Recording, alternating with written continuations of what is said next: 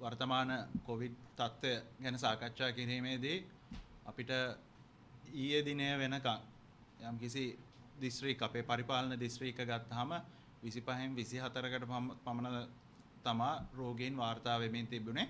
හැබැයි අද වෙන විට ශ්‍රී ලංකාවේ සියලුම දිස්ත්‍රික්ක වලින් ඒ කියන්නේ පරිපාලන දිස්ත්‍රික් සියලුම දිස්ත්‍රික් 25න්ම රෝගීන් වාර්තා වෙන තත්ත්වයක් ඇති වෙලා තියෙනවා. ඒ තත්ත්වයක් උද්ගත වෙලා තියෙනවා. එකකින් අපිට පේනවා මෙහි තත්ත්වය කොතරම් බරපතල තත්ත්වයකද දැන් තියෙන්නේ කියන කාරණේ. දිස්ත්‍රික්ක 25න්ම අද දවස වෙන විට රෝගීන් වාර්තා වෙනවා. ඒ මාර්ගයෙන් අපිට තේරෙනවා කොපමණ බරපතල තත්ත්වයක්ද රට තුළ උද්ගත වෙලා තියෙන්නේ කියන කාරණේ.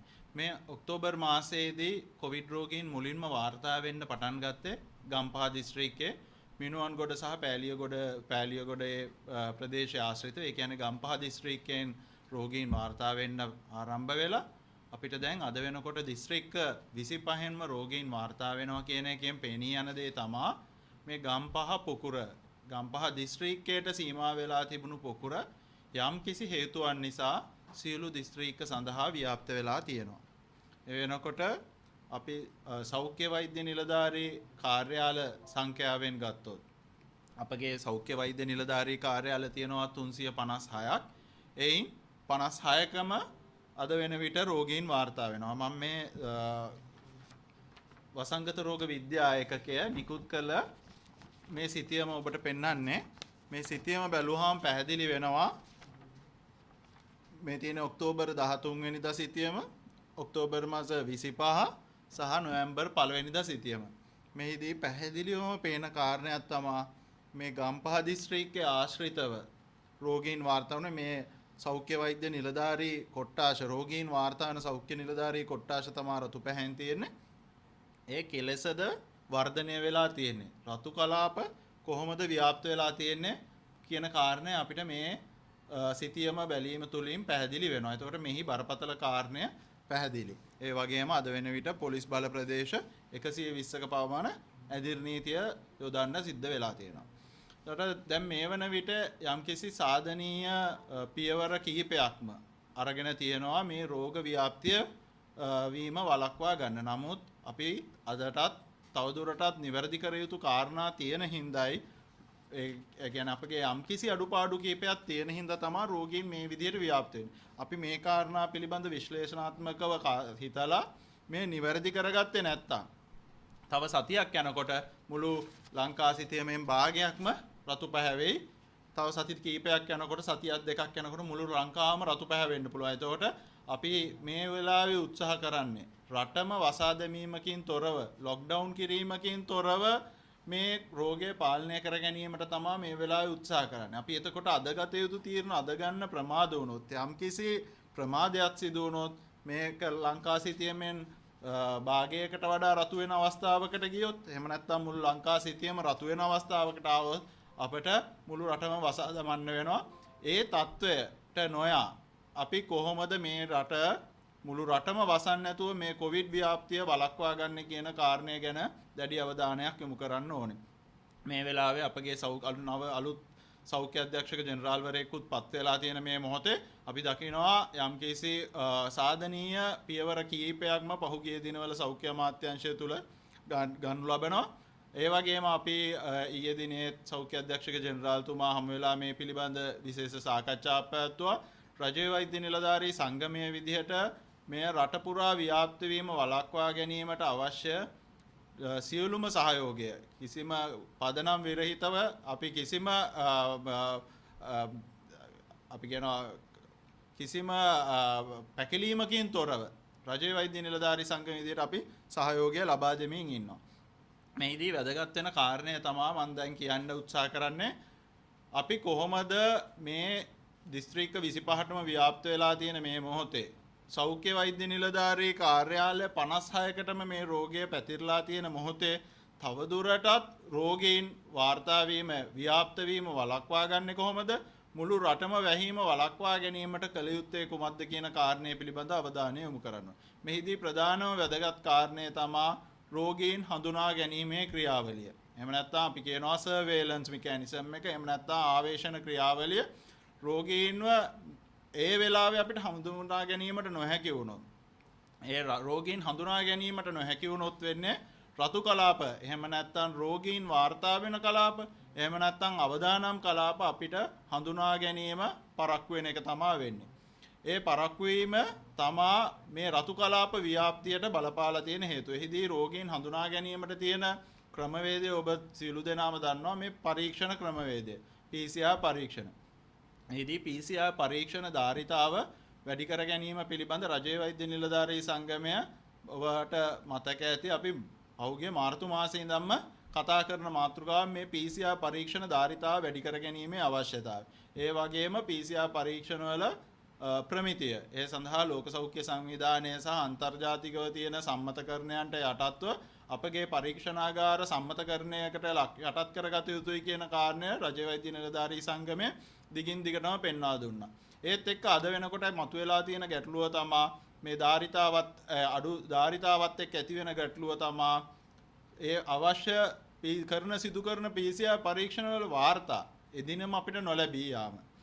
අපි දන්නවා දැන් මේකේ අපි රෝගියෙක් වාර්තා වුණාම රෝගියාව අපි මුලින්ම හඳුනා ගන්න ඕනේ. රෝගියා මුලින් හඳුනා ගන්න තියෙන ක්‍රමවේදය තමයි PCR පරීක්ෂණයේ වාර්තාව පැමිණෙනීමෙන් තමයි අපි දැනගන්නේ මෙයා දැන් රෝගියෙක් කියලා. ඒකට ඒ රෝගියාගේ PCR පරීක්ෂණය අද ගත්තාම ඒකේ රිපෝට් එක එන්නේ දවස් 2කින් ඉන්න, පැය 48ක ඉන්න. එහෙම නැත්නම් පැය 48කට වඩා යනවා නම් අප තීන්දුව తీරන ගැනීමේදී ඒ වාර්තාව වැදගත්කමෙහි ඒ රටක් වෙනුවෙන් ගන්න තීන්දුව తీරනවලදී අපි රෝගියා හඳුනා ගැනීමේ තීන්දුව తీරණයට රෝගියා කොහොමද නිරෝධායනයේ ඉන්න හින්දා එහෙම නැත්නම් ස්පර්ශකයා නිරෝධායන ක්‍රියාවලිය යටතේ ඉන්න හින්දා ඒ ප්‍රමාදය රෝගියාට රෝග ලක්ෂණත් නැතිනම් බලපෑම අඩු වුණාට රටක් විදිහට රතු කලාප අඳුනා ගැනීමට විශාල බලපෑමක් වෙනවා. එතකොට පැය 24ක් ඇතුළත අපිට ඒ පරීක්ෂණ වාර්තාව ලබා දෙන්න පුළුවන් නම් අපිට රතු කලාපය එහෙම නැත්නම් අවදානම් කලාපය එදාම හඳුනා ගන්න පුළුවන්. පැය 24ක් ඇතුළත හඳුනා ගන්න පුළුවන්. පැය 24කට වඩා යනවා නම් එහෙම නැත්නම් පැය 48ක වගේ කාලයක් යනවා නම් වාර්තාව ලැබෙන්න අපි රතු කලාපය හඳුනා ගැනීම පැය 24කින් ප්‍රමාද වෙනවා. ඒ ප්‍රමාදය තුල කාලය තුල රෝගීන් අපිට ව්‍යාප්ත වෙන්න පුළුවන්. රතු කලාප ව්‍යාප්ත වීමට බලපාන්න පුළුවන්. එහෙම නැත්නම් පැය 48කට වඩා කාලයක් ගත වෙනවා නම් වාර්තා වෙන්න ඔබට එතකොට පැහැදිලි පැය 48 කාලයක් අපි ප්‍රමාද වෙනවා රතු කලාපය හඳුනා ගන්න. ඒ ප්‍රමාදය අපි හැකි තරම් අඩු කරගන්න ඕනේ. ඉතින් අපි සෞඛ්‍ය අධ්‍යක්ෂ ජෙනරාල්තුමාගෙනුත් ඉල්ලා සිටියේ මේ වෙලාවේ අපි දැඩි අවධානයක් යොමු කරන්න ඕනේ. මේ පරීක්ෂණ වාර්තා පැමිණීමේ ප්‍රමාදය හැකි ඉක්මනින් අඩු කරගන්න ඕනේ. ඒ අඩු කර ගැනීම තුලින් අපිට පුළුවන් වෙනවා රතු කලාප එහෙම නැත්නම් අවදානම් කලාප හැකි ඉක්මනින් හඳුනා ගන්න. ඒ තුලින් තමයි අපිට පුළුවන් වෙන්නේ ඒ ප්‍රදේශයට අවශ්‍ය ඒ සංචරණ සීමා නීති පනවන්න පුළුවන් වෙන්නේ අපි රෝගීන් හඳුනා ගැනීම ඉක්මනින් කළොත්. එතකොට මෙහි ප්‍රධානම වැදගත් කාරණය මම මේ කතා කරේ රෝගීන් ආවේක්ෂණය කියන කාරණේදී අපි දිගටම පෙන්වා දුන්න කාරණයක් තා සිතියම්ගත කිරීම සිද්ධ වෙන්න ඕනේ රෝගීන් ඉන්න විහිදීම අනුව මේ දැනට වසංගත රෝග විද්‍යායකකය සෞඛ්‍ය වෛද්‍ය නිලධාරී කොට්ටාශ 90යි මේ සිතියම්ගත කරන්නේ. දැන් මේ අවස්ථාව වෙන විට සෞඛ්‍ය අමාත්‍යාංශය තුල ඒ ක්‍රියාවලිය සිද්ධ වෙනවා රෝගීන් අපි අර රතු තිත් වලින් රෝගීන් වාර්තා වන ප්‍රදේශ සිතියම්ගත කරගන්න අවශ්‍යයි. ඒකට දැන් අපි ගම්පහ දිස්ත්‍රික්කයේ මේ වෙනකොට නිරෝධායන ඉදිරි නීතියකට යටත් කරලා තියෙන මුළු බස්නාහිර පළාතම ගම්පහ කොළඹ සහ කළුතර දිස්ත්‍රික්ක. ඉතින් ඒ ප්‍රදේශවල දැන් රෝගීන් අපි වාර්තා වීමත් සමග අපිට යම්කිසි ව්‍යාප්තිය අඩු කර ගැනීම හැකියාවක් දැන් වාර්තා වෙන රෝගීන්ගෙන් තියෙනවා. නමුත් අපිට පේන්න තියෙන කාරණේ තමයි ඉන් පිටතත් දැන් රෝගීන් වාර්තා වෙනවා. ඒතකොට ඒ රෝගීන්ව හැකි ඉක්මනින් හඳුනාගෙන ඒ රතු කලාපේ නිවැරදිව හඳුනාගෙන ඒ ප්‍රදේශ සඳහා සංචරණ සීමා කිරීම තුලින් තමයි අපිට මේ රෝගයේ ව්‍යාප්ත වීම වළක්ව ගන්න පුළුවන්. එහෙනම් මේ මොහොතේ අපි රටක් විදිහට දැඩි අවධානයක් යොමු කරන්න ඕන කාරණේ තමයි මේ PCR පරීක්ෂණවල වාර්තා පැමිණීමට ගත වෙන ප්‍රමාදය අඩු කර ගැනීමට. ඒ සඳහා ගත හැකි සියලු ක්‍රියාමාර්ග අපි මේ වෙලාවේ අරගෙන පැය 24ක් ඇතුළත ඒ පරීක්ෂණ වාර්තාව ලබා ගන්න පුළුවන් නම් යම් කිසි රෝගියෙක්ගේ අපි අද ගත්තා නම් අවම වශයෙන් පැය 24ක් ඇතුළත ඒ වාර්තා වෙනවා නම් අපිට ඒ ප්‍රදේශ අවදානම් ප්‍රදේශ නිවැරදිව හඳුනා ගන්න පුළුවන්. දෙවෙනි කාරණය තමයි නිරෝධායන ක්‍රියාවලිය. ඔබට මතකයි පසුගිය අප්‍රේල් මාසයේ ලබා දුන්න රජයට මේ තත්ත්වය කළමනාකරණය කර ගැනීම සඳහා COVID-19 exit strategy කියන මේ වාර්තාව. මේ වාර්තාව අනුව මේ රතු කලාප හඳුනා ගැනීමේ ක්‍රමවේදය අපි පැහැදිලි කරලා දුන්නා. ඒ වගේම සෝනල් ලොක්ඩවුන් එහෙම නැත්නම් ප්‍රාදේශීය සංචරණ සීමා පනවන ක්‍රමවේදය මෙම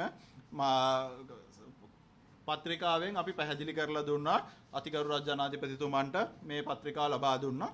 ඒත් එක්කම අපි පසුගිය ඔක්තෝබර් මාසේ 20 වෙනිදා එහි දෙවන ක්‍රමවේදය අපි ලබා දුන්නා. කොහොමද මේ තියෙන වර්තමාන තත්ත්වය අපි කළමනාකරණය කරගන්නේ කියන. එහිදී ප්‍රධාන කරුණු 6ක් ඇතුළත් කරමින් තමයි අපි ඒක කතා කළේ. එහිදී ප්‍රධානම පළවෙනි කාරණය තමයි මම දැන් ප්‍රකාශය කරපු PCR පරීක්ෂණ ධාරිතාව සහ ආවේශන ක්‍රියාවලිය සර්වේලන්ස් මෙකැනිසම් එක අපි කොහොමද ශක්තිමත් කරගන්නේ? ඒ තුලින් කොහොමද අපි මේ රෝගීන් සිතියම්ගත කරන්නේ? සිතියම්ගත කිරීම තුලින් කොහොමද අපි රෝගීන් වාර්තා වෙන රතු කලාප හඳුනාගන්නේ? සහ ඒ රතු කලාප නිවැරදිව හඳුනා ගැනීම තුලින් තමයි අපිට මේ ප්‍රදේශ සඳහා සංචරණ සීමා පනවන්න පුළුවන් වෙන්නේ. මේ ක්‍රමවේදය ප්‍රමාද වෙනවා නම් පැය 48ක් යනවා නම් ඒ සඳහා අපට රෝගීන් ව්‍යාප්ත වීම වළක්වා ගන්න බැරි වෙනවා. ඒ හින්දා අපි මේ වෙලාවේ එකයි නැවත කියන්නේ රෝගීන්ගේ වාර්තාව පැය 24ක් දීමට හැකි මට්ටමට අපි සෞඛ්‍ය අමාත්‍යාංශය තුල මේ පරීක්ෂණ ක්‍රියාවලිය අපි වැඩි දියුණු කරගන්න ඕනේ. ඒ සඳහා හැකි උපරිම උත්සාහය මේ වෙලාවේ ඒ සඳහා සියලුම හැකියාවන් අපේ ඒ සඳහා යොමු කරන්න ඕනේ. එනකොට මේ වෙන විට අපි දන්නවා ශ්‍රී ජයවර්ධනපුර විශ්වවිද්‍යාලයේ පෙන්වා දෙන කාරණයක් තමයි පරීක්ෂණ කණ්ඩායමක් මේ රෝගීන්ගේ අපි කියනවා අර වෛරල් ලෝඩ් එක වැඩි. මොකද මේ නව ප්‍රභේදයක් පිළිබඳ සාකච්ඡා වෙනවා. ඒ සඳහා පරීක්ෂණ වලින් දැන් සනාථ කරලා තියෙනවා මේ ලංකාව තුල වාර්තා වෙන්නේ නව ප්‍රභේදයක් කියන කාරණේ. ඒ අපි මාර්තු මාසයේ දැක්ක ඒ වෛරසමය නෙමෙයි මේ වෙනස් හැසිරීමක් දක්වන වෛරස් සම්කිසි වෙනස් වීමක් තියෙන වෛරසයක් තියෙන්නේ. එහිදී අපි දකින දේ තමයි අපි ඔක්තෝබර් මාසයේ මුල සිටම රජයේ වෛද්‍ය නිලධාරී සංගමයේ විදිහට අපි කියා සිටියා මේ තියෙන වෛරසයේ හැසිරීම වෙනස්කමක් අපි දකිනවා. මෙහි වෛරල් ලෝඩ් එකේ වැඩිකමක් අපි දකිනවා. ඒ හින්දා මේ පැතිරීම වේගවත්. මේ ඉක්මනින් රට තුල පැතිරෙන්න පුළුවන් කියන කාරණේ අපි පෙන්වුවා. එහිදී අපි තව කාරණයක් පිළිබඳ අවධානය යොමු කරන්න ඕනේ. මෙහි පැතිරීමේ වේගය පිළිබඳ අපිට අනුතුරු අඟවනවා. පැතිරීම ඉතාමත් වේගවත් කියන කාරණේ. ඒ වගේම මෙහි සිවියරිටි එක. එහෙම නැත්නම් මේ රෝගය නිසා සිදුවේ මේ මොහොතේ සිදුවේ ඇති මරණ ප්‍රමාණය පිළිබඳ අපි යම්කිසි අදහසක් මේ වෙලාවේ ගන්න ඕනේ. ඒ පිළිබඳ තාම පරීක්ෂණ සිද්ධ වෙනවා. මේ වෛරසයේ හින්දා රෝගයේ සිවියරිටි එක. එහෙම නැත්නම් රෝගියාට සිදුවෙන බලපෑම වැඩිද අඩුද යන කාරණය තාම පරීක්ෂණ මට්ටමේ තියෙන. නමුත් අපිට පේන්න තියෙන කාරණයක් තමයි පහුගිය මාස කිහිපයටම අපිට රෝගී මරණ වාර්තා වුණේ 13යි. නමුත් පහුගිය දින 10ක වගේ සුළු කාලයක් තුළ රෝගී මරණ 10ක් අපිට වාර්තා වෙනවා. ඒ මාර්ගයෙන් අපිට ඒ මගින් තේරෙන කාරණයක් තමයි මෙහි පැතිරීම විතරක් නෙමෙයි. මෙහි රෝගියාට තියෙන බලපෑමේද යම්කිසි වැඩිවීමක් තියෙනවා. අපි ඒ පිළිබඳ දැඩි සැලකිල්ලක් දක්වන්න ඕනේ.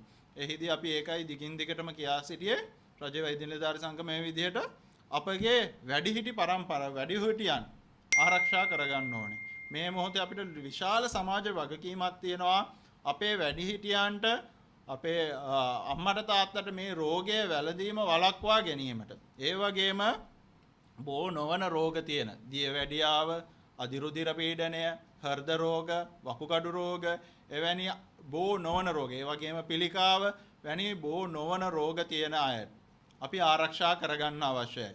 ඔවුන්ව අපිට ආරක්ෂා කර ගැනීමට නොහැකි වුණොත් අපේ මරණ සංඛ්‍යාව වැඩි වෙන්න පුළුවන්. ඒ හින්දා ජනතාවගෙන් අපි ඉල්ලනවා මේ වෙලාවේ විශාල අවධානයක් යොමු කරන්න ඔබගේ අම්මා තාත්තා වෙනුවෙන්, වැඩිහිටියන් වෙනුවෙන් ඔවුන්ව ආරක්ෂා කිරීමට අපි ඔවුන්ට රෝගය වැළඳීම වළක්වා ගැනීමට නිවස තුල ගත හැකි සියලු ක්‍රියාමාර්ග ගන්න. ගෙදරින් එළියට ඔබගේ අත්‍යවශ්‍ය සේවාවක් සඳහා හෝ අවශ්‍ය ද්‍රව්‍යයක් ලබා ගැනීමට හෝ අවශ්‍ය කාරණේ අත්‍යවශ්‍ය කාරණේ ගෙදරින් පිටට එනවා නම් තරුණ නිරෝගී පුද්ගලයෙක් යන්න. අම්මා තාත්තව එහිදී ආරක්ෂා වෙන විදිහට ඒ නිවස තුල ඒ ක්‍රියාවලිය සකස් කරගන්න නැත්නම් අපිට ඉදිරියේදී මරණ සංඛ්‍යාව අපිට වැඩි වෙන්න පුළුවන්. ඒ හින්දා මේ වෙලාව අපි දැඩි අවධානයක් යොමු කරන්න ඕනේ. ඊළඟ කාර්ය නිරෝධායන ක්‍රියාවලිය අපි යම් කිසි වෙනස් කිරීමක් සිද්ධ කළා මෑතකදී මේ අපගේ යෝජනාවලියෙන්ද අපි ලබා දුන්නා ජනාධිපතිතුමන්ට ලබා දුන්න මේ නිරෝධායන ක්‍රියාවලිය අපි මුල් අවදියේ සිද්ධ කරේ සියලුම ආශ්‍රිතයන්ව ආයතනික නිරෝධායනයට යොමු කළා. එතකොට අපි දින 14ක ආයතනික නිරෝධායනයට යොමු කළා. ඉන්පසු PCR පරීක්ෂණයකින් පස්සේ තමයි නැවතත් නිවසට ඒ ආශ්‍රිතයන් එව්වේ PCR පරීක්ෂණය නෙගටිව් වුණා. ඒ කියන්නේ PCR රෝගය වැළඳී නැහැ කියලා සනාථ කරගෙන තමයි නිවසට එව්වේ. නමුත් නිවසට ආවහම අපි නිවස තුල දින 14ක් ස්වයං නිරෝධායනය කරවෙන්න කියලා තමයි ඒ ආයතනික නිරෝධායනයෙන් පසු නිවසට එව්වේ. ඒතර දැන් මේ වෙලාවේ අපි යම්කිසි ප්‍රතිපත්තිමය වෙන තීරණයක් ගත්තා. නිරෝධායන මධ්‍යස්ථානවල ධාරිතාව ඉක්මවා යන නිසා ආශ්‍රිතයන්ව පළමු පෙළ සහ දෙවන පෙළ සියලු ආශ්‍රිතයන්ව නිවාස නිරෝධායනයට යොමු කරන්න. එහිදී අවදි අවදානම් කණ්ඩායම් පමණක් යම්කිසි අවදි අවදානමක් තියෙන අය අපි ආයතනික නිරෝධායනයට දැන්වත් යොමු කරනවා. නමුත් බහුතරයක් නිවාස නිරෝධායනය අඩු අවදානමක් තියෙන අයව නිවාස නිරෝධායනයේ දින 14කට යොමු කරලා තියෙනවා. එතකොට දැන් තියෙන ගැටලුව තමයි අපි ඉස්සෙල්ලා දින 14ක් ආයතනික නිරෝධායනය කරලා තව දින 14ක් නිවාස නිරෝධායනය කරා. දැන් අපි නිවාස නිරෝධායනය එහෙනම් දවස් 14ක් කරලා මැදි. එතකොට ඔබට පැහැදිලි නිවාස නිරෝධායනය දවස් 14ක්ද කළ යුත්තේ 18ක්ද කළ 28ක්ද කළ යුත්තේ කියන ප්‍රතිපත්තියේ තීරණය වසංගත රෝග නිවාරණ ඒකකයේ ප්‍රතිපත්තිය දැන් මේ වෙලාවේ සකස් කරලා දෙන්න ඕනේ. ඒ වගේම PCR පරීක්ෂණ අපි ආයතනික නිරෝධායනයෙන් එළියට යවුවේ PCR පරීක්ෂණයකට භාජනය කරලා ඒ නෙගටිව් නම් විතරයි. ඒතකොට අද වෙනකොට නිවාස නිරෝධායනයේ ඉන්නවා 63000ක් පමණ ප්‍රමාණයක්. මේ වෙනකොට වාර්තා වෙලා අපි නිවාස නිරෝධායනය සඳහා යොමු කරලා තියෙනවා. ඒතකොට මේ වෙලාවේ සෞඛ්‍ය අමාත්‍යාංශයේ වසංගත රෝග නිවාරණ ඒකකයේ සඳහා ප්‍රතිපත්තියක් සෑදීමේ අවශ්‍යතාවය තියෙනවා. මේ 63000 නිවාස නිරෝධායනයේ ඉන්න 63000 දින 14ද නිරෝධායනය කරන්නේ දින 28 දක්වා අය දික් කරනවාද කියන කාරණය. ඒ වගේම මේගොල්ලොන්ගේ පරීක්ෂණය 63000ක PCR පරීක්ෂණ කිරීම කියන එකම විශාල ධාරිතාවක්. ඒ හින්දා ඒ සඳහා ක්‍රමවේදය, ඒ සඳහා ප්‍රතිපත්තිමය ක්‍රමවේදය සැකසිය යුතුයි. අද හවස තාක්ෂණික කණ්ඩායම සෞඛ්‍ය අමාත්‍යාංශයේ තාක්ෂණික කණ්ඩායම මේ සම්බන්ධයෙන් මුණ ගැසීමට නියමිතයි. රජ වෛද්‍ය නිලධාරී සංගමයේ විදිහට අපි බලාපොරොත්තු වෙනවා. එහිදී මේ පිළිබඳ සාකච්ඡා කරන්න.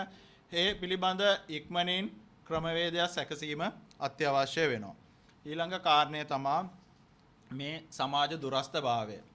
සමාජ දුරස්ථභාවය පවත්වා ගැනීමේදී අපි රජයේ වෛද්‍ය නිලධාරී සංගමය මාර්තු මාසයේ ඉඳන් පෙන්වූ කාරණයක් තමයි මේ රෝග ව්‍යාප්තිය වළක්වා ගැනීම සඳහා 80%ක සමාජ දුරස්ථභාවයක් අපි පවත්වා ගත යුතුයි කියන කාරණය. මොකද ලෝකයේ මේ සම්බන්ධයෙන් අධ්‍යයනවලදී පෙන්වා දෙන කාරණයක් තමයි මේ රෝග ව්‍යාප්තිය වළක්වා ගැනීමට 80%ක සමාජ දුරස්ථභාවයක් එහෙම නැත්නම් මේ ප්‍රදේශ හුදකලා කිරීම මගින් ඒ සමාජයේ තුල දුරස්ථභාවයක් තහවුරු කරගත යුතුයි මේ පාලනය කර ගැනීමට. ඒ සඳහා තමයි රතු කලාප එහෙම නැත්නම් අධි අවදානම් කලාප හඳුනා ගැනීමෙන් පස්සේ මේ නිරෝධායන ඉන්ද්‍ර නීතිය පනවන්නේ මේ 80% සමාජ දුරස්ථභාවය කියන ඒ ප්‍රතිශතය ළඟා කර ගැනීමේ පරමාර්ථයෙන් තමයි අපි මේ ක්‍රියාවලිය සිද්ධ කරන්නේ. මේ නිරෝධායන ඉන්ද්‍ර නීති ක්‍රියාවලිය සිද්ධ කරන්නේ. එහිදී වැදගත් වෙන දේ තමයි දැනට බස්නාහිර පළාතේ අපි සෑහීමකටපත් වෙන්න පුළුවන් මේ 80% සමාජ දුරස්ථභාවය පවතිනවා කියලා. ඒ වගේම මේකයි අපි පවසන්නේ රතු කලාප නිවැරදිව හඳුනාගෙන අධි අවදානම් කලාප නිවැරදිව හඳුනාගෙන ඒ ප්‍රදේශවලට අවශ්‍ය නිරෝධායන ඉන්ද්‍ර නීතිය පැනවීම තුළින් ඒ ප්‍රදේශවලද අපිට 80% ඒ සමාජ දුරස්ථභාවය තහවුරු කරගන්න පුළුවන්. ඒ වගේම තමයි නිරෝධායන ඉන්ද්‍ර නීතිය නොමැති ප්‍රදේශවල ඉන්න ජනතාව මේ වෙලාවේ සමාජ දුරස්ථභාවය පිළිබඳ දැඩි ලෙස සැලකිල්ලට ලක්වන්න ඕනේ. මොකද මේ වෙලාවේ අපි රට බෙද්දොත් අපිට තියෙනවා දැඩි අවදානම් කලාප තියෙනවා, අවදානම් කලාප තියෙනවා. ඒතකොට කවුරු හරි අපෙන් ප්‍රශ්න කළොත් අවදානමක් නැති ප්‍රදේශ රටේ තියෙනවද කියලා පිළිතුර තමයි ඉතාමත් පැහැදිලි. මේ වෙනකොට රට තුල අවදානමක් නැති ප්‍රදේශයක් නැහැ. මුළු රටම අපි අවදානමක් තියනවා ලෙස සලකලා තමයි හැසිරෙන්න ඕනේ. එහෙනම් ජනතාවට අපි කියන පණිවිඩය තමයි හැම වෙලාවෙම අපි දන්නේ නැහැ කාටද රෝගය තියෙන්නේ කියලා. ඒ හින්දා මේ සමාජ දුරස්ථභාවය පවත්වා ගැනීම ඉතාමත් වැදගත්. ඒකට සංචරණ සීමා අපි රටේ ආර්ථිකයත් කළමනාකරණය කරගනිමින් මේ අධ්‍යවදානම් කලාප වලට විතරයි මේ වෙලාවේ නිරෝධායන ඇඳිරි නීතිය පනවන්නේ. නමුත් අපි ඉල්ලා සිටිනවා නිරෝධායන ඇඳිරි නීතිය නොමැති ප්‍රදේශවල ජීවත් වෙන ජනතාවගෙන්. මේ වෙන විටත් සෞඛ්‍ය අමාත්‍යාංශයේ ඒ සඳහා විශේෂ මාර්ගෝපදේශනයක් රජ්‍ය වෛද්‍ය නිලධාරී සංගමය සමග එක් වෙලා අපි ප්‍රකාශයට පත් කරා. ඒ අනුව ජීවත් වෙන්නේ. ඒ වගේම ජනතාවගෙන් අපි ඉල්ලනවා සොයන් සංචරණ සීමාවක් සොයන් විනයක් ඇති කරගමු. මේ වෙලාවේ අපි අපේ ප්‍රදේශයේ නිරෝධායන ඇඳිරි නීතිය නැහැ කියලා නිදහසේ අපිට සැරිසරන්න බෑ. මොකද මේ රටම අවදානම් තත්ත්වයක මේ වෙලාවේ තියෙන කියන කාරණය මත අපි තේරුම් ගන්න ඕනේ අපි සොයන්ව අපේගේම ඒ කැපවීමක් තියෙන්න ඕනේ මේ දුරස්ථභාවය පවත්වා ගන්න. එහිදී දැන් ගැටලුවක් වෙලා තියෙන කාරණා තමයි මේ මීටරේ පරතරය ඇද්ද? මීටරයක්ද ඕනේ මීටරේට දැන් ලෝක සෞඛ්‍ය සංවිධානයේදී කියා සිටින කාරණේ තමයි අවම වශයෙන් මීටරයක් පවත්වා ගන්න කියන කාරණේ. මීටරයට වඩා දුරස්ථභාවයක් පවත්වා ගන්න පුළුවන් නම් ඒ ඊට වඩා හොඳයි හැම වෙලාවෙම. මොකද මෙහි අපගේ පරමාර්ථය තියෙන මම ඒකයි පැහැදිලි කළේ 180කට වඩා සමාජ දුරස්ථභාවයක් පවත්වා ගන්න. දැන් එතකොට මම පැහැදිලි කළා අපිට තියෙනවා අධි අවදානම් ප්‍රදේශ සහ අවදානම් ප්‍රදේශ. මෙහිදී අවදානම් ප්‍රදේශ එහෙම නැත්නම් නිරෝධායන ඇඳිරි නීතිය පැන වූ නැති ප්‍රදේශ සඳහා මාර්ගෝපදේශනයක් මේ වෙන විටත් අපි ලබා දීලා අවසන්. ඒ වගේම රජයේ වෛද්‍ය නිලධාරී සංගමයේ මූලිකත්වයෙන් ඊයේ සහ අද දිනය තුල සෞඛ්‍ය අමාත්‍යාංශය සමග එක්ව නිරෝධායනයේ තියෙන ප්‍රදේශවල ජීවත් විය යුතු ආකාරය, ඒ වගේම නිරෝධායන නීතිය ඇති අධි අවදානම් ප්‍රදේශයක ඉඳන් කවුරු හරි පුද්ගලයෙක්ට අත්‍යවශ්‍ය සේවාවක් සඳහා නිරෝධායනය ඇඳිරි නීතිය නොමැති ප්‍රදේශයකට එහෙම නැත්නම් අවදානම ටිකක් අඩු ප්‍රදේශයකට යන්න අවශ්‍ය වෙනවා. එහෙම නැත්නම් නිරෝධායන ඇඳිරි නීතිය නොමැති ප්‍රදේශයක සිට අත්‍යවශ්‍ය සේවා කාරණයක් සඳහා කවුරු හරි පුද්ගලයෙක්ට නිරෝධායන ඇඳිරි නීතිය තියෙන ප්‍රදේශයකට අවශ්‍ය නම් එන්න. එහෙම නැත්නම් අපි කියනවා මේ මායිම දිස්ත්‍රික් මායිම ක්‍රොස් කරලා එන්න ඕන නම් ඔවුන් පිළිපැදිය යුතු උපදේශන මාලාව අපි මේ වෙන විටත් සකස් කරලා සෞඛ්‍ය අමාත්‍යාංශයට බාර දීලා තියෙනවා. අපි බලාපොරොත්තු වෙනවා අද දිනය හෝ හෙට දිනය ඇතුළත ඒ මාර්ගෝපදේශනය ජනතාවට එළි දක්වීමට සෞඛ්‍ය අමාත්‍යාංශය ඒ සම්බන්ධයෙන් මේ වෙන විටත් කටයුතු කරගෙන යනවා. අද හවස පැවැත්වෙන තාක්ෂණික කමිටුවෙන් පස්සේ අපි බලාපොරොත්තු වෙනවා මේ මාර්ගෝපදේශනය ජනතාවට ලබා දෙන්න. මෙහිදී වැදගත් කාරණේ තමයි අපි රටේ දැන් මේ මොහොතේ අත්‍යවශ්‍ය සේවා පවත්වාගෙන යනවා. ඒ වගේම අපගේ සැපියුම් ජාල පවත්වාගෙන යා යුතු. අපි කියනවා සප්ලයි චේන්.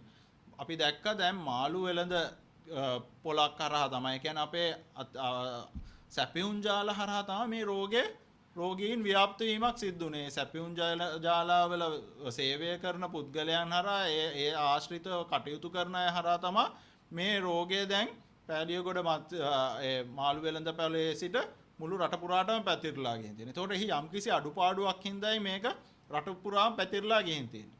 ඒ බැවින් අපි මේ සැපියුම් ජාල පවත්ව ගන්නත් ඕනේ. උදාහරණයක් විදිහට නුවරඑළියේ ඉන්න අපගේ එළවලු වෙළෙන්දට සිද්ධ වෙනවා බස්නාහිර පළාතට අවශ්‍ය එළවලු ප්‍රවාහනය කරන්න. ඒ වගේම අත්‍යවශ්‍ය සේවාවක් සඳහා ඇතැම් වෙලාවට බස්නාහිර පළාතේ අයෙකුට මේ මායිමෙන් පිට යන්න සිද්ධ වෙනවා. අපි ඒ සඳහා අවශ්‍ය සෞඛ්‍ය උපදෙස් ටික නිවැරදිව ලබා දීලා තිබ්බේ නැත්නම් ඒ සැපියුම් ජාලවල වැඩ කරන පුද්ගලයාට හරි අත්‍යවශ්‍ය සේවාවල වැඩ කරන ඒ ජනතාව දන්නේ නැහැ කොහොමද හැසිරෙන්න ඕන කියන කාරණේ. ඒ අඩුපාඩු අපි අද දවස් ඇතුළත නිවැරදි කර ගැනීමට හැකි වේ කියලා අපි බලාපොරොත්තු වෙනවා. ඒ වගේම සොයන් නිරෝධානයක්, සිරුරන් විනයක් ඇති කරගමු, සොයන් සංචරණ සීමාවක් ඇති කරගමු. මේ වෙලාවේ ජනතාවගේ සහයෝගය ඉතාමත් වැදගත්. මේ රටම ලොක්ඩවුන් වෙන්න පුළුවන්. මේ රතු කලාප මේ විදිහට වැඩි වෙලා ගිහිල්ලා රටෙන් භාගයකට වඩා රතු වුණොත් එහෙම නැත්නම් මේ අපි කියනවා සෞඛ්‍ය වෛද්‍ය නිලධාරී කොට්ටාස දැනටමත් 56කට රෝගය පැතිරලා තියෙනවා. සෞඛ්‍ය වෛද්‍ය නිලධාරී කොට්ටාස 150 200 වගේ ආසාදිතයන් වාර්තා වෙන්න ගත්තොත් අපිට ඉබේම රට වහන්න නැතුව පාලනය කර ගැනීම නොහැකි වෙනවා. අපි ඒ තත්වයට නොයා රට ආරක්ෂා කරගනිමින් මෙය මර්ධනය කර ගැනීමට අපිට මේ වෙලාවේ ජනතාවගේ විශාලම සහයෝගයක් අවශ්‍ය වෙනවා. එහිදී මේ ලෝක සෞඛ්‍ය සංවිධානය කියන මූලික නිර්ණායක තුනක් අවසාන වශයෙන් මතක් කරන්න. මේක 3C's කියලා ලෝක සෞඛ්‍ය සංවිධානය කියනවා. සෙනඟ ගැවසෙන ස්ථාන වලට මේ වෙලාවේ යන්න එපා. අපි ජනතාවෙන් ඉල්ලනවා සෙනඟ ගැවසෙන ස්ථාන වලට පළවෙනි කාරණේ සෙනඟ ගැවසෙන ස්ථාන වලට යන්න එපා. එතකොට අපිට මේ සමාජ දුරස්ථභාවය පවත්වා ගන්න බෑ. දෙදෙනෙක් කතා බහ කරනවා මීටරයට වඩා පරතරයක් තියාගෙන. මීටරේ කියන්නේ අවම පරතරය ඊට වඩා පරතරයක් තියාගෙන සමීපව ඉඳගෙන කතා බහ කරන්න එපා. ඒ මීටරයට වඩා පරතරය පවත්වා ගන්න. ඒ වගේම වාතාශ්‍රය හොඳට නොමැති ස්ථානවල වාතාශ්‍රය හොඳට ඇති වෙන විදිහට ඒ පරිසරය සකස් කරගන්න. මේ තුලින් අපිට පුළුවන් වෙනවා මේ රෝගය ඉක්මනින් ව්‍යාප්ත වීම යම් මට්ටමකට අඩු කරගන්න. මේ වෙලාවේ අපි ජනතාවගෙන් ඉල්ලා සිටිනවා මේ ව්‍යාප්තිය තුලින් අපිට මේ 180කට වඩා සමාජ දුරස්ථභාවය පවත්වා ගන්න පුළුවන්. දෙවෙනි කාරණේ සමීපව සිට කතා කරන්න එපා. කතා කරනවා නම් මේ මීටරයට වඩා දුරස්ථභාවයක් පවත්වා ගන්න. මීටරයක දුරස්ථභාවය කියන්නේ ඒ අවම දුරස්ථභාවය. ඊට වඩා වැඩි වෙනවා නම් එහි හැම වෙලාවෙම දුරස්ථභාවය වැඩි වෙන තරමට හොඳයි. ඒ රෝගයේ ව්‍යාප්ත වීම අඩු කරගන්න පුළුවන්. ඒ වගේම වාතාශ්‍රය නොමැති සංවෘත ස්ථානවල සිටිනවට වඩා වාතාශ්‍රය තියෙන ආකාරයට ඒ පරිසරය සකස් කර ගැනීම තුළින් රෝගයේ ව්‍යාප්ත වීම වළක්වා ගන්න පුළුවන් කියලා තමයි ලෝක සෞඛ්‍ය සංවිධානය ජනතාවට අවවාද කරන්නේ. ඊළඟ දෙවෙනි කාරණය තමයි මේ වෛද්‍ය අධ්‍යාපනයේ අවම ප්‍රමිතිය සම්බන්ධව ඊයේ දිනේ අපි දැක්කා පාර්ලිමේන්තුවේදී අවම වෛද්‍ය අධ්‍යාපනයේ අවම ප්‍රමිතිය පිළිබඳ ගැසට් පත්‍රයට පාර්ලිමේන්තුව අනුමැතිය ලබා ගන්නවා. ඉතින් ශ්‍රී ලංකා වෛද්‍ය සභාව කියන්නේ අපි දන්නවා ශ්‍රී ලංකා වෛද්‍ය සභාව කියන්නේ වෛද්‍ය ආඥා පනතක්. එහෙම නැත්නම් ආඥා පනතක් යටතේ පිහිටවා තියෙන රාජ්‍ය යාන්ත්‍රණය. ශ්‍රී ලංකා වෛද්‍ය සභාවේ කාර්යභාරය තමයි වෛද්‍ය අධ්‍යාපනයේ ප්‍රමිතිය ආරක්ෂා කිරීම සහ වෛද්‍ය සේවයේ ප්‍රමිතිය ආරක්ෂා කිරීම. මේ කාරණා දෙක සඳහා තමයි මේ ශ්‍රී ලංකා වෛද්‍ය සභාව පිහිටවලා තියෙන්නේ. ශ්‍රී ලංකා වෛද්‍ය සභාවේ පිටලා තියෙන 1924 පිටවලා තියෙන මේ වෛද්‍ය ආඥා පනත යටතේ තමයි ශ්‍රී ලංකා වෛද්‍ය සභාව තියෙන්නේ. ඒකට අද වෙනකොට අපි දන්න අවුරුදු 96ක් පැරණි සභාවක්.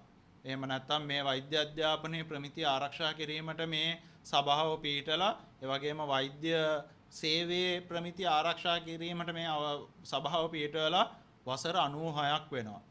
වසර 96ක් තුළ අපිට කරගන්න බැරි වූ කාරණයක් තමයි මේ වෛද්‍ය අධ්‍යාපනයේ අවම ප්‍රමිතිය රෙගුලාසියක් විදිහට පාර්ලිමේන්තුවෙන් අනුමැතිය ලද නීතියක් බවට පත් කර ගැනීමට අපිට නොහැකි වුණා. ඒ මගින් අපි ඉතිහාසයේ පුරාම අපි දැක්කා විවිධ ගැටලු ශිෂ්‍ය ව්‍යාපාරයේ මගින් විවිධ අරගල කරමින් මේ වෛද්‍ය අධ්‍යාපනයේ ප්‍රමිතිය රැක ගැනීම සඳහා ශිෂ්‍ය කණ්ඩායම් වෛද්‍යවරු ඉතිහාසයේ පුරා විවිධ කැපවීම් කළා.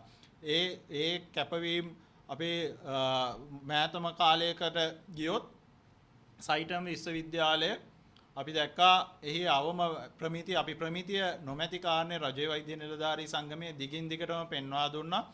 අවසානයේ පාර්ලිමේන්තු පනතක් මගින් ඒ සයිටම් විශ්වවිද්‍යාලය අහෝසි කළත් උසාවියේදී එහෙම නැත්නම් නඩු තීන්දුවේදී පෙන්වූ කාරණය තමයි එහිදී උත්තරීතර ශ්‍රේෂ්ඨාධිකරණය පෙන්වා දුන්න කාරණය තමයි වෛද්‍ය අධ්‍යාපනයේ අවම සුදුසුකම් කියන මේ රෙගුලාසිය ශ්‍රී ලංකා වෛද්‍ය සභාව විසින් ලබා දිය යුතු නිර්ණායක ඇතුළත් රෙගුලාසිය රටේ නීතියක් විදිහට පාර්ලිමේන්තුවේ අනුමැතිය ලැබ ප්‍රතිපත්තියක් නොවන කාරණේ. ඒ හේතුව නිසා ඒ අවම ප්‍රමිතිය නොමැති නිසා තමා ඒ සයිටම් ආයතනය සඳහා ඒ තිබූ නඩුවේදී ඒ ශ්‍රේෂ්ඨාධිකරණයේදී ඒ නඩුව ශ්‍රී ලංකා වෛද්‍ය සභාව පරාජය වුණේ.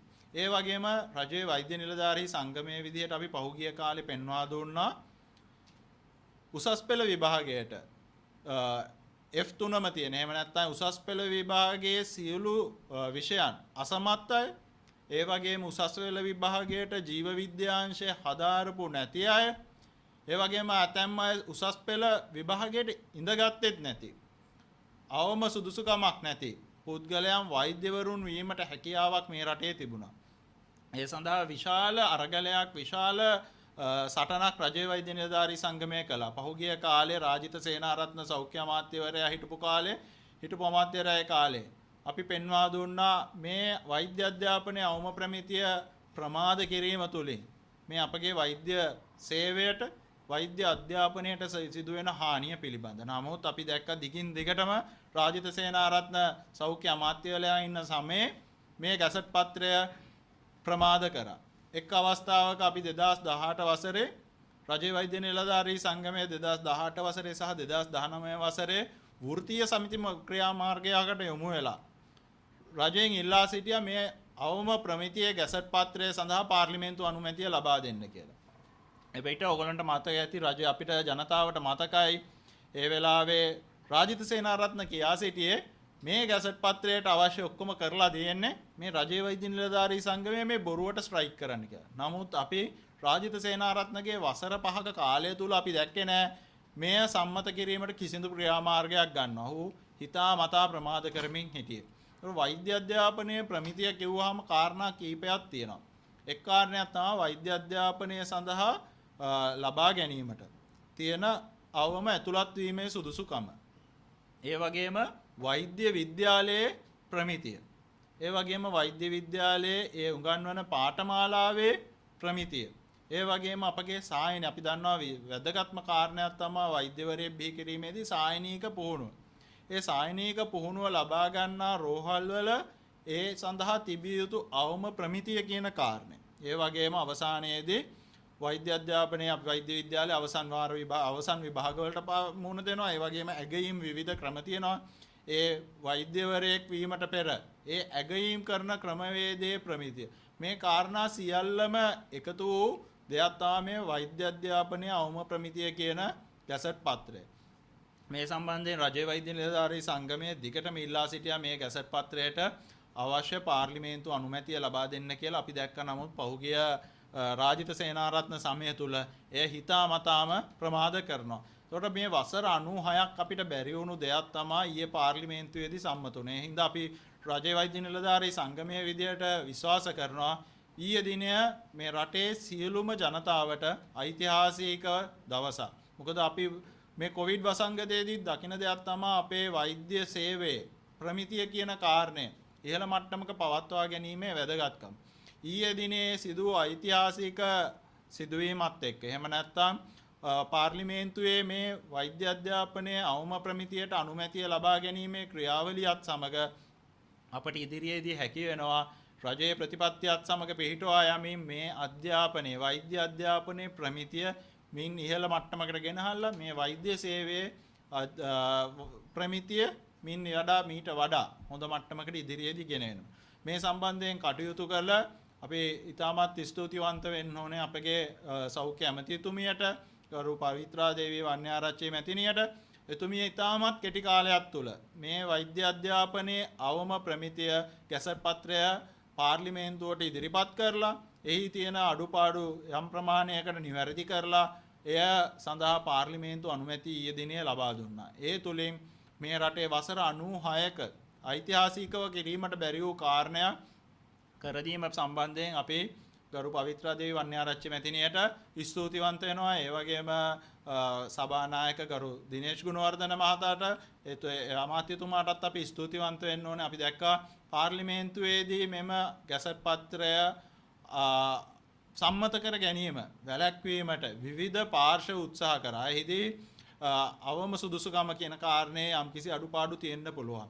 ඒ අවම සුදුසුකමේ අඩුපාඩු රජයේ වෛද්‍ය නිලධාරී සංගමය විශ්වාස කරනවා ඒ අඩුපාඩු අපිට දැන් නිවැරදි කර ගැනීමට එහෙම නැත්නම් සංශෝධන මගින් පනතේ ඇති අඩුපාඩු තියෙනවා නම් ඒ පිළිබඳ සාකච්ඡා කරලා ඒ නිවැරදි කර ගැනීමේ හැකියාව තියෙනවා. නමුත් අපි බලාපොරොත්තු වෙන්නේ නැහැ ඇතැම් පාර්ශවීය පාර්ලිමේන්තුවේදී මේ සම්මත වීම වැළැක්වීමට ඉතාමත් දැඩි උත්සාහයක් දැක්කා. 2006 සිට අපිට තියෙන අත්දැකීම තමයි පාර්ලිමේන්තුවේ මේ පනත සම්මත කර ගැනීමට ගිය හැම මොහොතකම එය පාර්ලිමේන්තුවේදී යම්කිසි කමිටුන් සඳහා යොමු කරන්න අවශ්‍යයි කියලා මේ ප්‍රමාද කළා. රාජිත සේනාරත්න යුගයේදී රාජිත සේනාරත්න විපක්ෂයේ පාර්ලිමේන්තු මන්ත්‍රීවරයෙක් ඉන්නකොට අපි හැන්සාඩ් වාර්තා ගෙනවිත් පෙන්වා දුන්නා 2006 වසරේදී රාජිත සේනාරත්න උත්සාහ කරා ඒ ගැසට් පත්‍රය කමිටු සඳහා යොමු කරලා එය සිදුවීම ප්‍රමාද කරන්න. එහි ප්‍රතිඵලයක් විදිහට අපිට 2006 අද 2020 අවුරුදු 14ක් ඒ ප්‍රමාද වුණා. ඊයේ දිනෙත් අපි දැක්කා ඇතැම් පාර්ශව පාර්ලිමේන්තුව තුළ මෙම කටයුත්ත ප්‍රමාද කිරීමට දැඩි උත්සාහයක් දරනවා.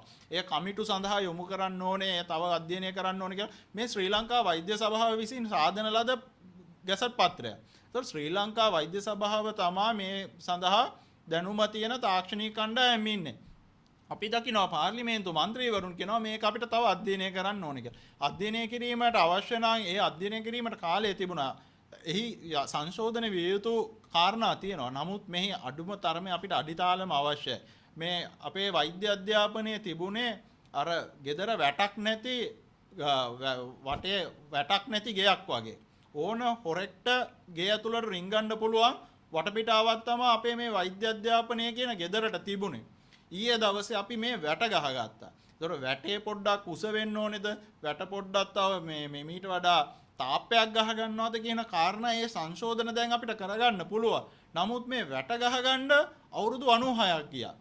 වෛද්‍ය අධ්‍යාපනය ආරක්ෂා කරගන්න තියෙන මේ ගෙදර වැට ගසා ගැනීමට අපිට අවුරුදු 96ක් ගියා.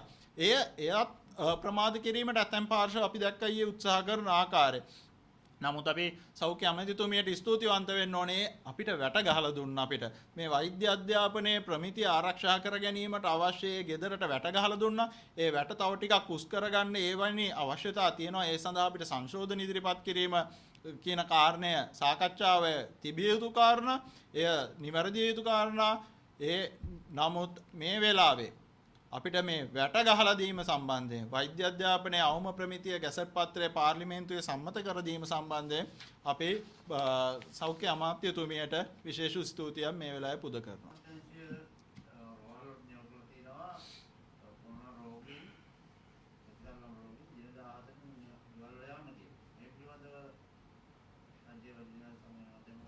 ඒක සෞඛ්‍ය අමාත්‍යාංශය ලබාගත් තාක්ෂණික තීරණයක්. ඒ සඳහා තාක්ෂණික කමිටුවක් තියෙනවා. ඒ පිළිබඳ විශේෂඥ වෛද්‍යවරුන් සිටිනවා. ඒ වගේම ලෝක සෞඛ්‍ය සංවිධානය විසින් ලබා දුන් විශේෂ නිර්දේශ සැලකිල්ලටගෙන ඒ වගේම වෛරස වේදය පිළිබඳ අපේ විශේෂඥ වෛද්‍යවරුන් සහ ඒ වසංගත රෝග විද්‍යා ඒකකයේ අපේ විශේෂඥ වෛද්‍යවරුන්ගෙන් සැඳුම්ලත් කමිටුවකින් ගත් තීරණයක්.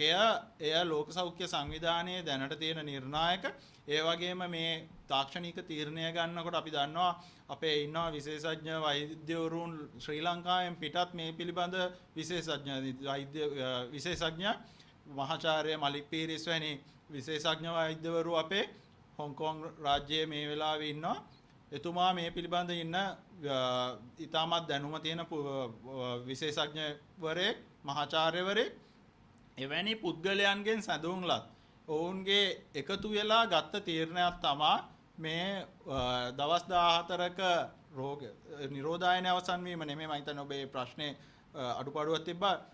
රෝහලේ දින 14ක් හිටියට පස්සේ රෝග ලක්ෂණ නොමැතිනම් රෝග ලක්ෂණ නැති ඒ කණ්ඩායම සඳහා පරීක්ෂණයකින් තොරව ගෙදරට ඇවීමට හැකියි කියන ඩිස්චාර්ජ් කරන්න පුළුවන් කියන කාරණේ. ඒක තාක්ෂණිකව ඒ පිළිබඳ විශේෂඥ වෛද්‍යවරුන්ගෙන් සැඳුම්ලත් කණ්ඩායමක් ඒ වගේම ලෝක සෞඛ්‍ය සංවිධානයේ තියෙන නිර්ණායකත් සමග ගත්ත තාක්ෂණික තීරණයක්.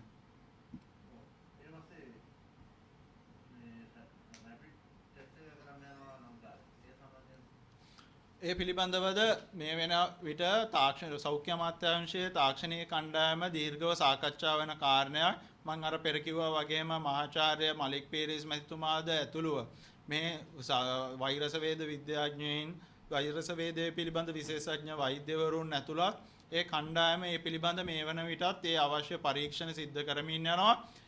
රජයේ වෛද්‍ය නිලධාරී සංගමයේ විදියට අපි දායකත්වය ලබා දෙනවා. ඒ සාකච්ඡාවලදී අද හවසත් ඒ තාක්ෂණික කමිටුව රැස්වීමට නියමිතයි.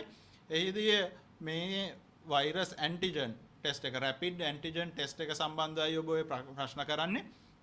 ඒ සම්බන්ධයෙන් මේ වෙන විට ලෝකයේ පිළිගත් න්‍යායන් තියෙනවා. එහිදී මේ virus antigen rapid antigen test එක රෝගීන් ආවේශන ක්‍රියාවලිය සඳහා එහෙම නැත්නම් අපේ නිරෝධායනීන් පුද්ගලයන් ඒ රෝගය වැළඳිලා තියෙනවද නැද්ද කියන කාරණය සඳහා ආවේශනය සඳහා යොදාගත හැකි කියන සම්මතය තමයි දැන් ලෝකයේ තියෙන්නේ. ඒ වගේම ලෝක සෞඛ්‍ය සංවිධානයේ පිළිබඳ විවිධ නිර්ණායකයන් නිකුත් කරලා තියෙනවා. ඒ අනුව අපගේ පරීක්ෂණ කිරීමේ ප්‍රතිපත්තිය එහෙම නැත්නම් අපේ ඇල්ගොරිතම් එකේ යම්කිසි වෙනස්කම් කරලා ඒ පිළිබඳ දැනට පරීක්ෂණාගාර තුල වැලිඩේෂන් ප්‍රොසෙස් එක එහෙම නැත්නම් මේ පරීක්ෂණය අපිට අපේ රට තුල භාවිතා කළ හැකිද නැද්ද යන කාරණේ අධ්‍යයනය කරමින් සිටිනවා. අපිට දැනගන්න පුළුවන් වුණ ආකාරයට මේ සතිය අවසන් වන විට ඒ වැලිඩේෂන් ප්‍රොසෙස් එක ඉවර වෙයි. ඒ අනුව එයා අවශ්‍ය විදිහට ඒ ප්‍රතිපත්තියට එකතු කර ගැනීමට පුළුවන්. ඒ තුලින් අපගේ PCR පරීක්ෂණ ධාරිතාව සඳහා යම්කිසි සහායක් ලබා ගන්න පුළුවන්. මේ ඇන්ටිජන් ටෙස්ට් එක හරියට වැලිඩේට් වුණොත් අපිට එය භාවිතයට ගන්න පුළුවන්. එහිදී විශේෂඥයන් පෙන්වා දෙන කාරණේ තමයි මෙය රෝගීන් අපි කියනවා ඩයග්නෝස් කරන ටෙස්ට් එකක් නෙමෙයි. රෝගීන් හඳුනා ගැනීම සඳහා කරන ටෙස්ට් එකක් නෙමෙයි. හැබැයි ස්ක්‍රීනින් ටෙස්ට් එකක්. ඒ කියන්නේ රෝගීන්දයි කියලා කාරණය අපි හිතමු අපේ නිරෝධායන මධ්‍යස්ථානයකින් එහෙම නැත්නම් අහඹු නියදි පරීක්ෂණය ගැන අපි රජයේ වෛද්‍ය නිලධාරී සංගමයේ දිගින් දිගට ප්‍රකාශ කළා. අපි සමාජය තුළ රෝගීන් ඉන්නවද කියලා බලන්න අහඹු නියදි අරගෙන පරීක්ෂා කරන්න ඕනේ. ඒ වගේම අපේ නිරෝධායන මධ්‍යස්ථානවල ඉන්න ස්පර්ශකයන් පරීක්ෂා කරන්න ඕනේ. ඒ සඳහා මේ ඇන්ටිජන් ටෙස්ට් එක භාවිතා කරන්න පුළුවන් කියන දේ තමයි ලෝක සෞඛ්‍ය සංවිධානය සහ විශේෂඥයන්ගේ මතය වෙලා තියෙන්නේ.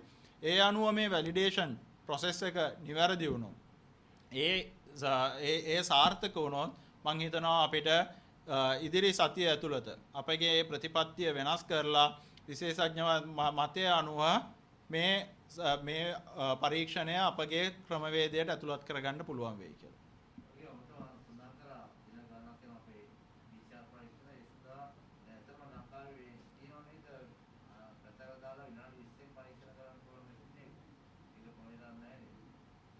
විනාඩි 20න් කරන්න ඕනේ. දැනට තියෙන අපේ ක්‍රමවේදයේ සාමාන්‍යයෙන් පැය 6ක පමණ කාලයක් ගත වෙනවා ඒ පරීක්ෂණය කිරීමට. ඒකයි අපි කිව්වේ මේ පරීක්ෂණ වාර්තා ලබා ගැනීමට ඒ ගතවන කාලය අඩු කර ගැනීමට අවශ්‍ය ක්‍රියාමාර්ග අප ගත යුතුයි.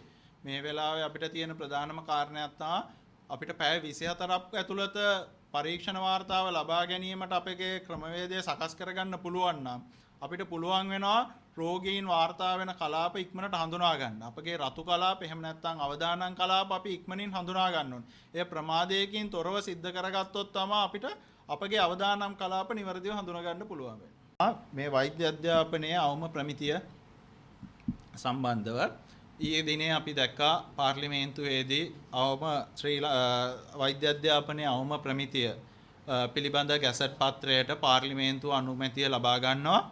ඉතින් ශ්‍රී ලංකා වෛද්‍ය සභාව කියන්නේ අපි දන්නවා ශ්‍රී ලංකා වෛද්‍ය සභාව කියන්නේ වෛද්‍ය ආඥා පනතක්. එහෙම නැත්නම් ආඥා පනතක් යටතේ පිහිටවා තියෙන රාජ්‍ය යාන්ත්‍රණය.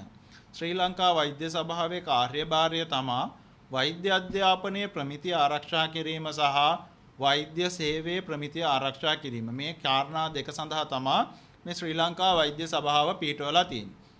ශ්‍රී ලංකා වෛද්‍ය සභාවේ පිටලා තියෙන 1924 පිටවලා තියෙන මේ වෛද්‍ය ආඥා පනත යටතේ තමයි ශ්‍රී ලංකා වෛද්‍ය සභාව තියෙන්නේ. ඒකට අද වෙනකොට අපි දන්නවා අවුරුදු 96ක් පැරණි සභාවක්. එහෙම නැත්නම් මේ වෛද්‍ය අධ්‍යාපනයේ ප්‍රමිතිය ආරක්ෂා කිරීමට මේ සභාව පිටලා ඒ වගේම වෛද්‍ය සේවයේ ප්‍රමිතිය ආරක්ෂා කිරීමට මේ සභාව පිටවලා වසර 96ක් වෙනවා. වසර 96ක් තුළ අපිට කරගන්න බැරි වූ කාරණයක් තමයි මේ වෛද්‍ය අධ්‍යාපනයේ අවම ප්‍රමිතිය රෙගුලාසියක් විදිහට පාර්ලිමේන්තුවෙන් අනුමැතිය ලද නීතියක් බවට පත් කර ගැනීමට අපිට නොහැකි වුණා. ඒ මගින් අපි ඉතිහාසයේ පුරාම අපි දැක්කා විවිධ ගැටලු ශිෂ්‍ය ව්‍යාපාරයේ මගින් විවිධ අරගල කරමින් මේ වෛද්‍ය අධ්‍යාපනයේ ප්‍රමිතිය රැක ගැනීම සඳහා ශිෂ්‍ය කණ්ඩායම් වෛද්‍යවරු ඉතිහාසයේ පුරා විවිධ කැපවීම් කළා. ඒ කැපවීම් අපි මෑතම කාලයකට ගියොත් සයිටම් විශ්වවිද්‍යාලය අපි දැක්කා එහි අවම ප්‍රමිතිය අපි ප්‍රමිතිය නොමැති කාරණේ රජයේ වෛද්‍ය නිලධාරී සංගමයේ දිගින් දිගටම පෙන්වා දුන්නා.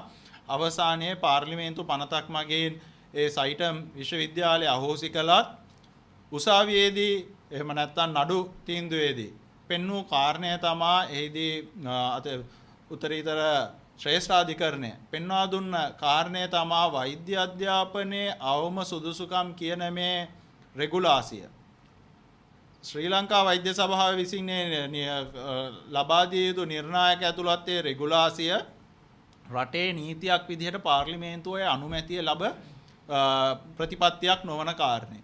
ඒ හේතුව නිසා ඒ අවම ප්‍රමිතිය නොමැති නිසා තමා ඒ සයිටම් ආයතනය සඳහා ඒ තිබූ නඩුවේදී ඒ ශ්‍රේෂ්ඨාධිකරණයේදී ඒ නඩුව ශ්‍රී ලංකා වෛද්‍ය සභාව පරාජය වුණේ. ඒ වගේම රජයේ වෛද්‍ය නිලධාරී සංගමයේ විදිහට අපි පහුගිය කාලේ පෙන්වා දුන්නා උසස් පෙළ විභාගයට F3ම තියෙන. එහෙම නැත්නම් උසස් පෙළ විභාගයේ සියලු විෂයන් අසමත් අය, ඒ වගේම උසස් පෙළ විභාගයට ජීව විද්‍යාංශය හදාරපු නැති අය, ඒ වගේම ඇතැම් අය උසස් පෙළ විභාගයට ඉඳගත්තෙත් නැති, අවම සුදුසුකමක් නැති පුද්ගලයන් වෛද්‍යවරුන් වීමට හැකියාවක් මේ රටේ තිබුණා. ඒ සඳහා විශාල අරගලයක් විශාල සටනක් රජයේ වෛද්‍ය නිලධාරී සංගමය කළා. පහුගිය කාලේ රාජිත සේනාරත්න සෞඛ්‍ය අමාත්‍යවරයා හිටපු අමාත්‍යවරයා කාලේ අපි පෙන්වා දුන්නා මේ වෛද්‍ය අධ්‍යාපනයේ අවම ප්‍රමිතිය ප්‍රමාද කිරීම තුලින් මේ අපගේ වෛද්‍ය සේවයට වෛද්‍ය අධ්‍යාපනයට සිදුවෙන හානිය පිළිබඳ. නමුත් අපි දැක්ක දිගින් දිගටම රාජිත සේනාරත්න සෞඛ්‍ය අමාත්‍යවරයා ඉන්න සමයේ මේ ගැසට් පත්‍රය ප්‍රමාද කරා. එක් අවස්ථාවක අපි 2018 වසරේ රජයේ වෛද්‍ය නිලධාරී සංගමයේ 2018 වසරේ සහ 2019 වසරේ වෘත්තීය සමිති ක්‍රියාමාර්ගයකට යොමු වෙලා රජයෙන් ඉල්ලා සිටියා මේ අවම ප්‍රමිතියේ ගැසට් පත්‍රය සඳහා පාර්ලිමේන්තු අනුමැතිය ලබා දෙන්න කියලා. එබැවිට ඔයගලන්ට මතක ඇති රජය අපිට ජනතාවට මතකයි ඒ වෙලාවේ රාජිත සේනාරත්න කියා සිටියේ මේ ගැසට් පත්‍රයට අවශ්‍ය ඔක්කොම කරලා දෙන්නේ මේ රජයේ වෛද්‍ය නිලධාරී සංගමයේ මේ බොරුවට ස්ට්‍රයික් කරන්න කියලා. නමුත් අපි රාජිත සේනාරත්නගේ වසර 5ක කාලය තුල අපි දැක්කේ නෑ මෙය සම්මත කිරීමට කිසිදු ක්‍රියාමාර්ගයක් ගන්නවා. ඔහු හිතා මතා ප්‍රමාද කරමින් හිටියේ. වෛද්‍ය අධ්‍යාපනයේ ප්‍රමිතිය කිව්වහම කාරණා කීපයක් තියෙනවා. එක් කාරණයක් තමයි වෛද්‍ය අධ්‍යාපනය සඳහා ලබා ගැනීමට තියෙන අවම ඇතුළත් වීමේ සුදුසුකම. ඒ වගේම වෛද්‍ය විද්‍යාලයේ ප්‍රමිතිය. ඒ වගේම වෛද්‍ය විද්‍යාලයේ ඒ උගන්වන පාඨමාලාවේ ප්‍රමිතිය. ඒ වගේම අපගේ සායනය අපි දන්නවා වැදගත්ම කාරණයක් තමයි වෛද්‍යවරයෙක් බිහි කිරීමේදී සායනීක පුහුණුව. ඒ සායනීක පුහුණුව ලබා ගන්නා රෝහල් වල ඒ සඳහා තිබිය යුතු අවම ප්‍රමිතිය කියන කාරණය. ඒ වගේම අවසානයේදී වෛද්‍ය අධ්‍යාපනයේ අපි වෛද්‍ය විද්‍යාලයේ අවසන් විභාග වලට මුහුණ දෙනවා. ඒ වගේම ඇගයීම් විවිධ ක්‍රම තියෙනවා. ඒ වෛද්‍යවරයෙක් වීමට පෙර ඒ ඇගයීම් කරන ක්‍රමවේදයේ ප්‍රමිතිය. මේ කාරණා සියල්ලම එකතු වූ දෙයක් තමයි මේ වෛද්‍ය අධ්‍යාපනයේ අවම ප්‍රමිතිය කියන ගැසට් පත්‍රය. මේ සම්බන්ධයෙන් රජයේ වෛද්‍ය නිලධාරී සංගමයේ දිගටම ඉල්ලා සිටියා මේ ගැසට් පත්‍රයට අවශ්‍ය පාර්ලිමේන්තු අනුමැතිය ලබා දෙන්න කියලා. අපි දැක්ක නමුත් පහුගිය රාජිත සේනාරත්න සමය තුල එය හිතාමතාම ප්‍රමාද කරනවා. එතකොට මේ වසර 96ක් අපිට බැරි වුණු දෙයක් තමයි ඊයේ පාර්ලිමේන්තුවේදී සම්මත වුණේ. ඒ හින්දා අපි රජයේ වෛද්‍ය නිලධාරී සංගමයේ විදියට විශ්වාස කරනවා ඊයේ දිනය මේ රටේ සියලුම ජනතාවට ඓතිහාසික දවසක්. මොකද අපි මේ කොවිඩ් වසංගතයේදී දකින දෙයක් තමයි අපේ වෛද්‍ය සේවයේ ප්‍රමිතිය කියන කාරණය ඉහළ මට්ටමක පවත්වා ගැනීමේ වැදගත්කම. ඊයේ දිනේ සිදු ඓතිහාසික සිදුවීමත් එක්ක එහෙම නැත්නම් පාර්ලිමේන්තුවේ මේ වෛද්‍ය අධ්‍යාපනයේ අවම ප්‍රමිතියට අනුමැතිය ලබා ගැනීමේ ක්‍රියාවලියත් සමග අපට ඉදිරියේදී හැකි වෙනවා රජයේ ප්‍රතිපත්තියත් සමග පිළිටුවා යමින් මේ අධ්‍යාපනයේ වෛද්‍ය අධ්‍යාපනයේ ප්‍රමිතිය මින් ඉහළ මට්ටමකට ගෙනහල්ලා මේ වෛද්‍ය සේවයේ ප්‍රමිතිය මීට වඩා හොඳ මට්ටමකට ඉදිරියේදී ගෙනෙනවා.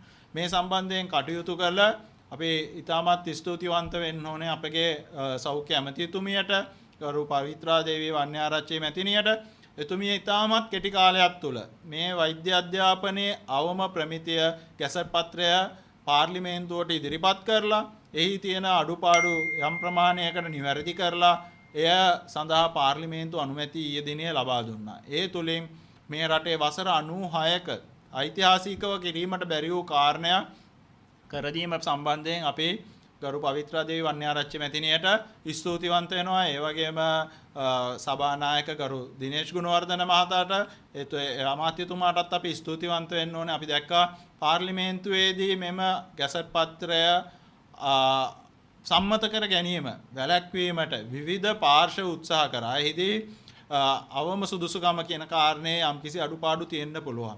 ඒ අවම සුදුසුකමේ අඩුපාඩු රජ වෛද්‍ය නිලධාරී සංඝය විශ්වාස කරනවා ඒ අඩුපාඩු අපිට දැන් නිවැරදි කර ගැනීමට එහෙම නැත්නම් සංශෝධන මගින් පනතේ ඇති අඩුපාඩු තියෙනවා නම් ඒ පිළිබඳ සාකච්ඡා කරලා ඒ නිවැරදි කර ගැනීමේ හැකියාව තියෙනවා. නමුත් අපි බලාපොරොත්තු වෙන්නේ නැහැ ඇතැම් පාර්ශ්ව ඊයේ පාර්ලිමේන්තුවේදී මේ සම්මත වීම වැළැක්වීමට ඉතාමත් දැඩි උත්සාහයක් දැක්කා. 2006 සිට අපිට තියෙන අත්දැකීම තමයි පාර්ලිමේන්තුවේ මේ පනත සම්මත කර ගැනීමට ගිය හැම මොහොතකම එය පාර්ලිමේන්තුවේදී යම්කිසි කමිටුන් සඳහා යොමු කරන්න අවශ්‍යයි කියලා මේ ප්‍රමාද කළා. රාජිත සේනාරත්න යුගයේදී රාජිත සේනාරත්න විපක්ෂයේ පාර්ලිමේන්තු මන්ත්‍රීවරයෙක් ඉන්නකොට අපි හැන්සාඩ් වාර්තා ගෙනවිත් පෙන්වා දුන්නා 2006 වසරේදී රාජිත සේනාරත්න උත්සාහ කරා ඒ ගැසට් පත්‍රය කමිටු සඳහා යොමු කරලා එය සිදුවීම ප්‍රමාද කරන්න. එහි ප්‍රතිඵලයක් විදිහට අපිට 2006 අද 2020 අවුරුදු 14ක් ඒ ප්‍රමාද වුණා. ඊයේ දිනේත් අපි දැක්කා ඇතැම් පාර්ශ්ව පාර්ලිමේන්තුව තුළ මෙම කටයුත්ත ප්‍රමාද කිරීමට දැඩි උත්සාහයක් දරනවා. ඒ කමිටු සඳහා යොමු කරන්න ඕනේ, තව අධ්‍යයනය කරන්න ඕනේ කියලා මේ ශ්‍රී ලංකා වෛද්‍ය සභාව විසින් සාදන ලද ගැසට් පත්‍රය. ඒතර ශ්‍රී ලංකා වෛද්‍ය සභාව තමයි මේ සඳහා දැනුම තියෙන තාක්ෂණික කණ්ඩායම් ඉන්නේ.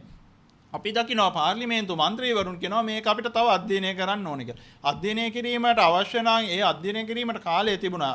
එහි සංශෝධන විය යුතු කාරණා තියෙනවා. නමුත් මෙහි අඩුම තරමේ අපිට අඩිතාලම අවශ්‍යයි. මේ අපේ වෛද්‍ය අධ්‍යාපනයේ තිබුණේ අර gedara වැටක් නැති වටේ වැටක් නැති ගෙයක් වගේ. ඕන හොරෙක්ට ගේ ඇතුළට රිංගන්න පුළුවන් වටපිටාවක් තමයි අපේ මේ වෛද්‍ය අධ්‍යාපනය කියන ගෙදරට තිබුණේ. ඊයේ දවසේ අපි මේ වැට ගහගත්තා. ඒතර වැටේ පොඩ්ඩක් උස වෙන්න ඕනේද? වැට පොඩ්ඩක් තව මේ මීට වඩා තාප්පයක් ගහ ගන්නවද කියන කාරණා ඒ සංශෝධන දැන් අපිට කරගන්න පුළුවන්. නමුත් මේ වැට ගහගන්න අවුරුදු 96ක් ගියා. වෛද්‍ය අධ්‍යාපනය ආරක්ෂා කරගන්න තියෙන මේ ගෙදර වැට ගසා ගැනීමට අපිට අවුරුදු 96ක් ගියා. එයත් ප්‍රමාද කිරීමට ඇතැම් පාර්ශ්ව අපි දැක්කා ඊයේ උත්සාහ කරන ආකාරය.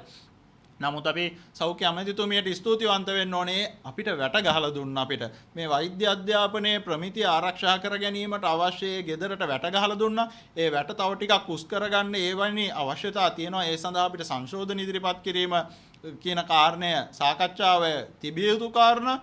එය නිවැරදි යුතු කාරණා. නමුත් මේ වෙලාවේ අපිට මේ වැට ගහලා දීම සම්බන්ධයෙන් වෛද්‍ය අධ්‍යාපනයේ අවම ප්‍රමිතිය ගැසට් පත්‍රය පාර්ලිමේන්තුවේ සම්මත කර දීම සම්බන්ධයෙන් අපේ සෞඛ්‍ය අමාත්‍යතුමියට විශේෂ ස්තුතියක් මේ වෙලාවේ පුද කරනවා. News Hub, peopleizing the news.